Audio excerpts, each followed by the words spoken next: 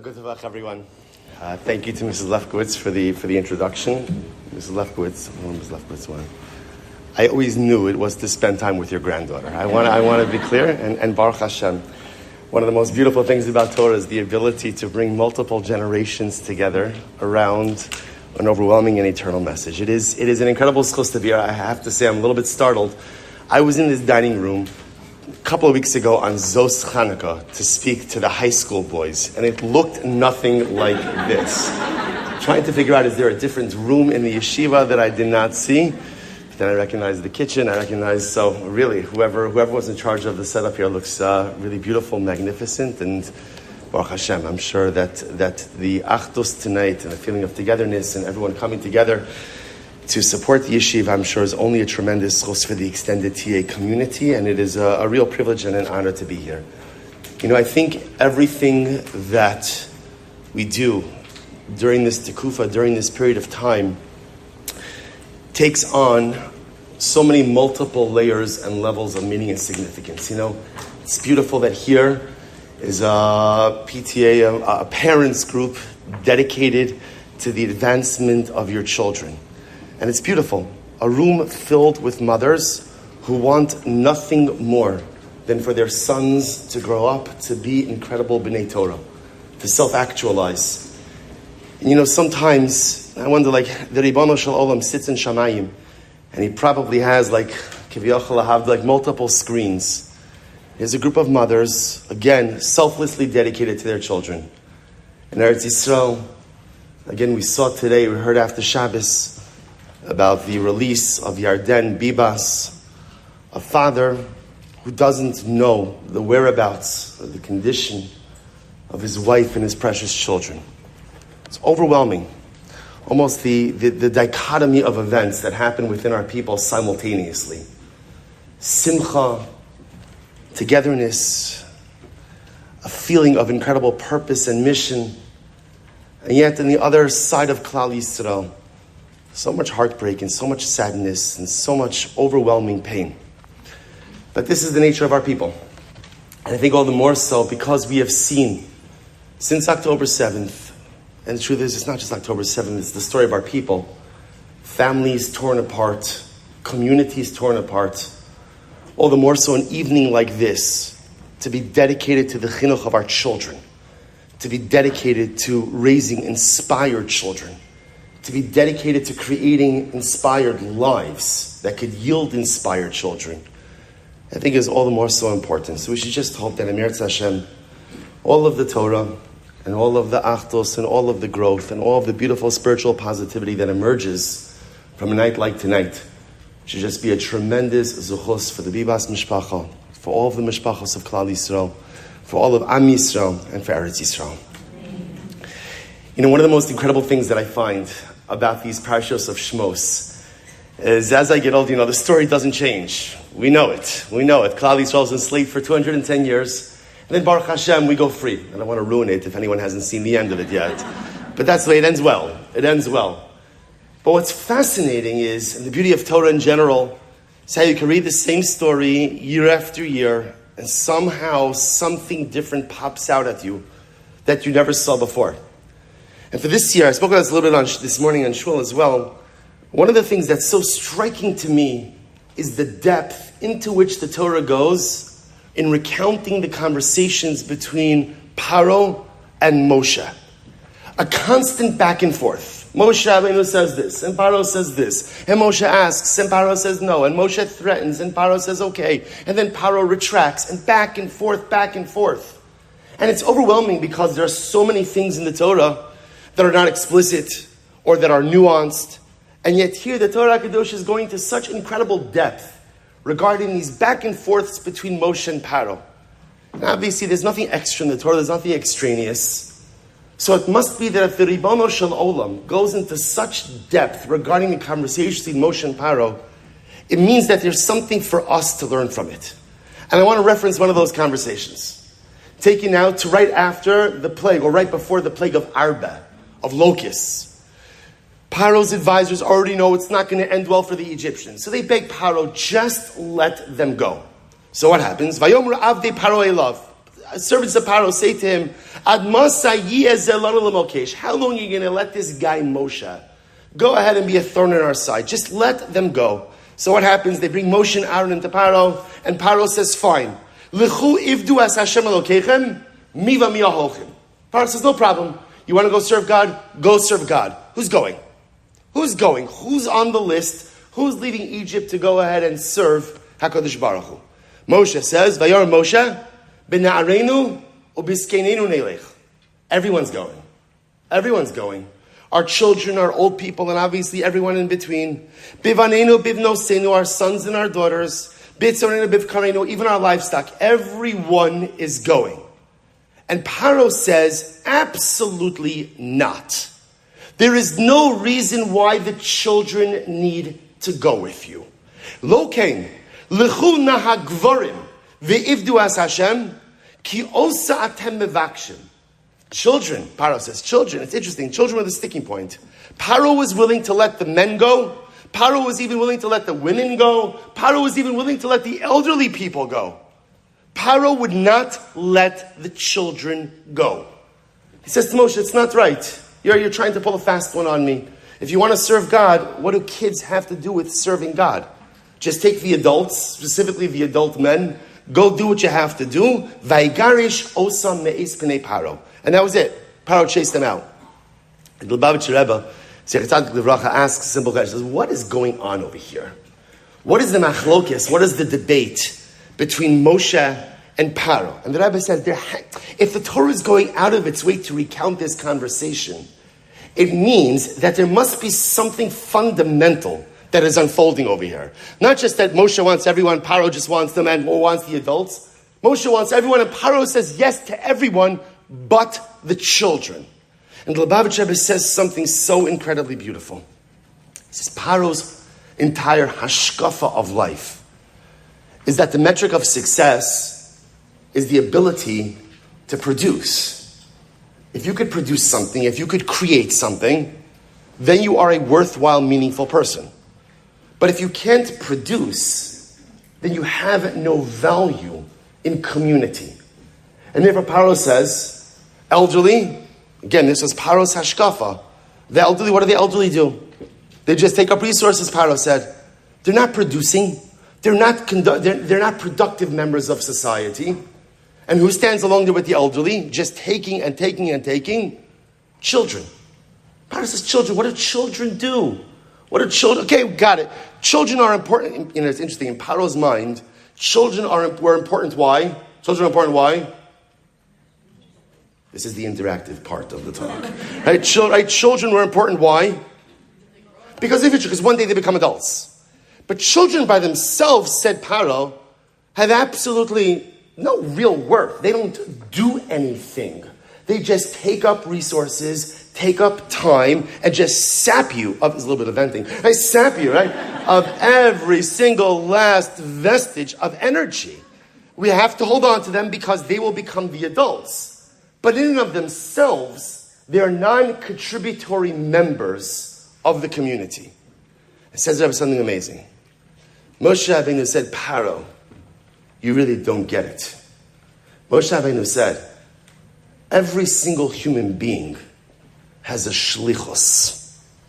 Every single person has an agency. Every single person has a mission. Every single person has something that they are supposed to accomplish, including children. Children have a shlichus. Every single child has something they have to accomplish, not when they become an adult. They have a shlichus, they have an agency, they have an obligation, they have something they have to do, even while they're still children. So Moshe Rabbeinu said, of course the children have to come. So children are part of this. Not als chinuch. It wasn't just educating them for when they're going to become adults, but rather, again, it was because each child has his own shlichus, his own mission, his own thing he needs to accomplish, his own form of self-actualization, and therefore, even the children have to come along. You know, the great tzaddik, the Piazetzna, Hashem Yikom Damo, Rav Klonomis Kalman Shapira, who was murdered by the Nazis in Achshon V'Zichron, in his Sefer, Chovas HaTalmidim, says something absolutely amazing. He says, the most famous pasuk for chinuch, is Chanai. I guarantee you, you could look up any school's website and every single mission, vision, strategic will always have, yes, we believe in Chanoch Lenar Al Pi Darko.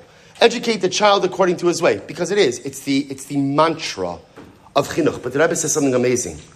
He says sometimes we think that what that means is, we know that there are multiple intelligences. Children learn in different ways. There are visual learners. There are kinesthetic learners. There are all different kinds. And Baruch Hashem, now education has advanced so much that we understand that not everybody learns by sitting down at a table with an open book and frontal lecture. We know that. We understand that. It says that there's so much more to that statement. Chanoch lenar al pi darko posits the Piagetzna means teach every child that they have a shlichos. Every child has a mission. Children aren't simply valuable because one day they'll be adults who will perform and who will succeed and who will produce. But even when they're children have a shlichus. We have a minhag in our family that whenever one of our children has a birthday, so we try to do like a birthday dinner, whatever their favorite food is, and my children know they're always going to get asked one simple question. What is your goal for yourself for this year? And it didn't matter if they were 3 or 23. The question always gets asked, and the question always has to get answered, unless if they want cake. It has to. What do you want to accomplish? And what that does is, it trains our children to think about the fact that they have a shlichus. They're not here just to take. And they're not here just in this stage just to get to adulthood. That even as children, a child has a shlichus. A son and a daughter has something that they could contribute now, even in their youth. And says the Lubavitcher Rebbe, this was the point of contention between Paro and Moshe. Paro thought that childhood is simply a bridge between birth and adulthood. It's a necessary evil that you just got to get them through so that they can finally accomplish something of substance in life. And Moshe Rabbeinu said it's not true. Even our children have a shlichus. Do we tell this to our children? Do we encourage our children to lead mission-driven lives?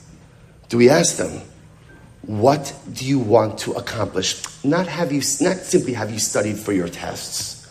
Not did you do your homework. That's important also. Did you clean your room? Did you do your chores? Those are all important questions. But there's a bigger question that sometimes we forget to ask our children. And it's not, what do you want to be when you grow up? It's, what do you want to be now? What do you want to accomplish? What do you want to do? To ingrain within our children a mission-driven existence, recognizing that there's a shlichus. And again, for children, that shlichus could change 1,000,000 times. It could be a different shlichus every single day. It could be today, Sunday. What do you want to accomplish on Sunday? And it could be a different shlichus every day of the week. And you know what's incredible about that pasuk? The Piagetzna says, people only quote the first part of the pasuk, but there's the end part of the pasuk. Shlomo Melech says, Chanuch lenar pi darko. If you go ahead, right, teach a child according to his way. Gam ki yazkin lo yasser mimeno. Because this way, even when the child gets old, the chinuch will not leave them. Now, on a basic level, again, pasuk can be understood kipshut in a simple way. Instill within your children values when they're young.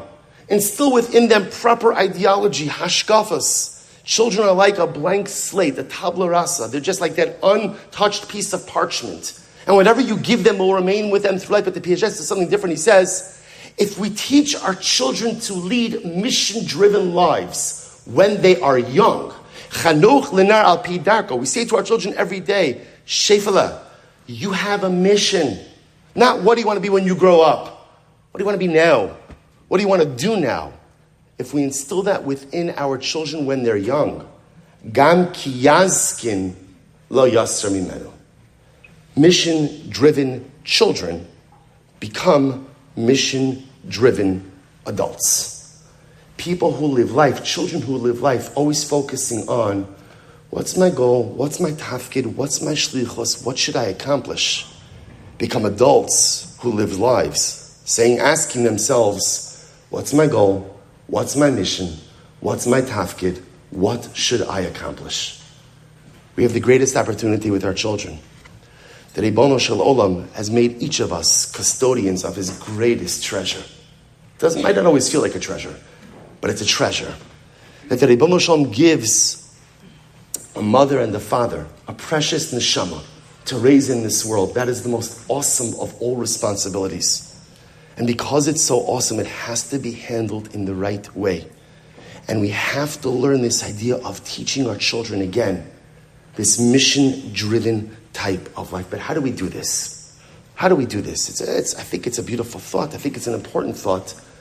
But how do we do this? How do we become the type of parents who push our children not only to take, but to give and to do? The Dubna Magid gives a beautiful mashal. One of my favorite mashalim. He said there were once two neighbors. One of them was a gardener, a professional gardener. And the other one was a highly skilled professor, a mathematician. They were neighbors, and they both loved flowers. They had the most immaculate gardens, all different types of flowers, all different colors, incredible, so beautifully kept, magnificent. But it's interesting because every day the gardener was very sparse in the amount of water that he gave his plants, that he gave his flowers, he gave all the shrubbery. Meanwhile, the professor, the mathematician, was very generous. I love my flowers. I love my flowers. Who doesn't love flowers? I love my flowers. And he would be overly generous with all of the water, more and more and more water. Okay, and this went on for a while. Then the Maggie says one day there was a terrible, terrible storm. And both men come out to survey the damage on their beloved gardens. And they see something amazing. They see the gardener's garden is perfect. It's intact. Everything is there. Everything is just as it should be. And the professor, the mathematician's garden, everything was uprooted. Everything's blown all over the place. Mamish, not one survivor. Right? Not one little bit of the garden left. So the professor turns to the gardener, his neighbor, and he says, what's the pshat? I gave my plants so much more water than you did. I loved my plants so much more than you did. I watered them, I sang to them, I spoke to them, spent time with them, and mine are all gone and you're here. The gardener says it's very simple. You gave a lot of water to your plants. Let me start the other way. The gardener said, the whole chap with gardening is like this. You have to give your plants just enough water that they're able to survive. And then what they do is they burrow deeper in order to find subterranean water.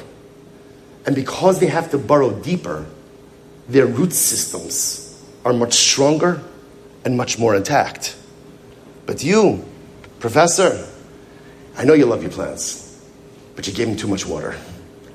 And because you gave them too much water, their root systems never developed. Their root systems remained very shallow, because why borrow? Why borrow? Why go deeper? Why dig? Why do? If all the water is simply going to be provided to you. And the Dubna Magid, the mashal is obvious, especially when it comes to chinuch. As parents, we often think that our job is to give our children everything. I'm pretty sure I have a good number of years on almost everyone in this room. That's false. It's wrong. And it's actually a fundamental abdication of parental responsibility. If you give your child everything, then their root systems never develop. If you give them everything, then there's no burrowing. If you give them everything, then at the end of the day, they never have to find their own strength and their own shlichus. The job of a parent is to make their child feel loved, feel secure. I often find that one of the most common parenting questions that I get is parents have difficulty. My kid wants something, a child wants something, and I don't want to give it to them. I don't want to give it to them. But what am I supposed to do? Everyone else in the class has it. Everyone else in the class has it. There's not too many questions that really get me riled up.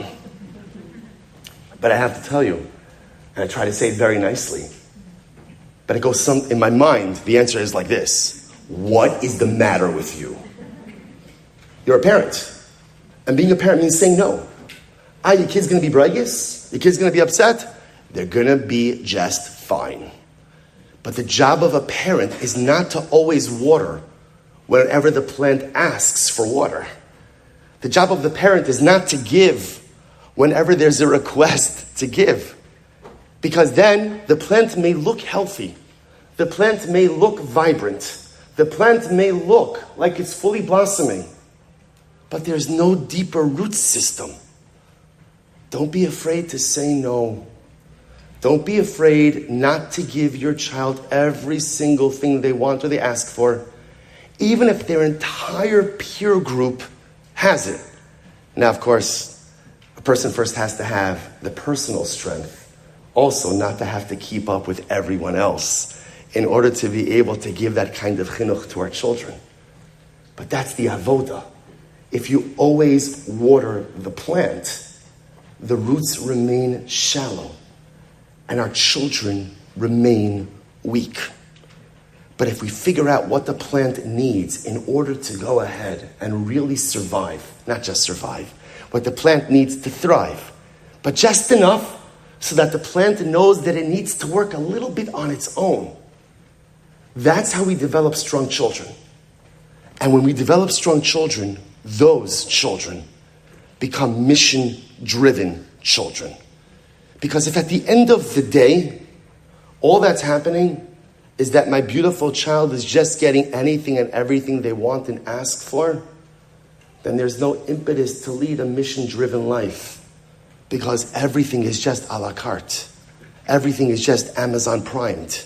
Everything is just right here in front of me. But if I figure out as a parent, what do I need to give so that my child feels loved, secure, happy, and content?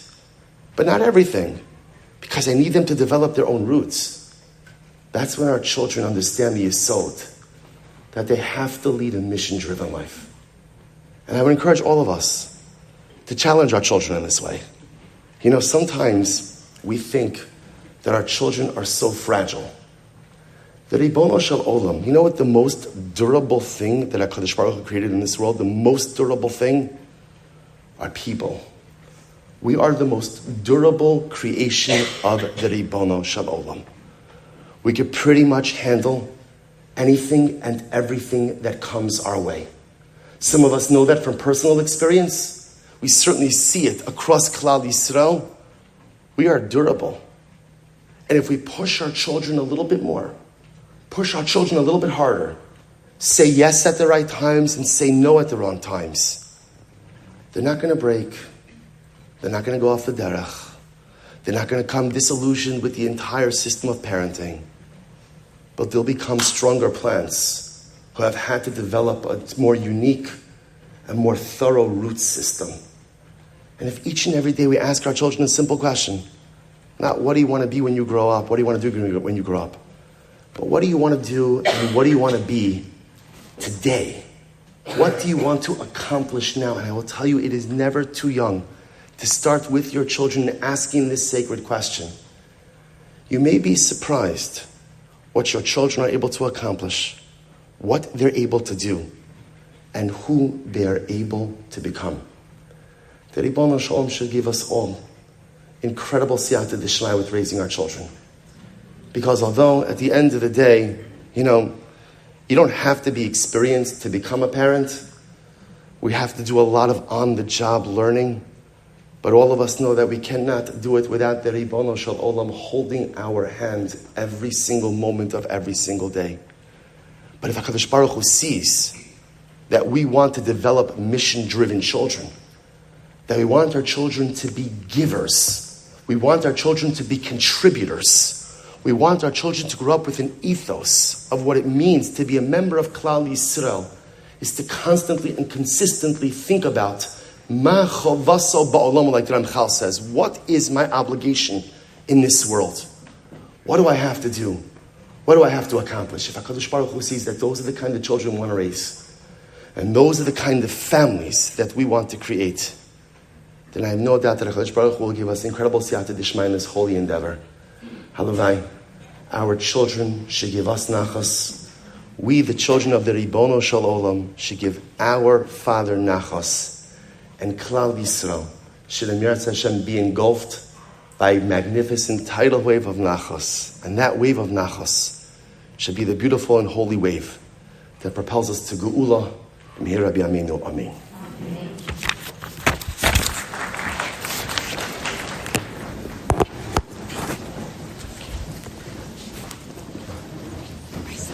Thank you so much, Rabbi Silver. I'm good. Beautiful words. Thank you. We're going to have a few minutes break for the next part of our program. Can I get the rest of it? Oh, good. Thank you so much. Sure, for your wife, your Positive. Okay. Ah, thank you so much. Thank you. Okay, I didn't realize it wasn't an envelope. Perfect. Thank you. I actually know Ari Gross. I'm good friends with him, so that worked out. Okay, good. Baruch Hashem. But thank you so much. Really appreciate it. Goodbye. Thank you so much. Outstanding. Nice to As see you. How are you? usual. Wonderful. Baruch Hashem. Baruch Hashem. Such beautiful words of inspiration. I took notes. I took so many notes because if I ever have an opportunity to speak in school. So beautiful. Thank you for inspiring us. Nice to see you. Good luck. Thank you so much, Nice to Rabbi. see you. Good luck. Nice to see you. How are you? Thank God. Baruch Hashem. Baruch Hashem. Great to see you. It was so special. Thank you so much. Yeah. Incredible. Thank you so much. Thank you. Thank you very much. Good night. Good luck. Good luck.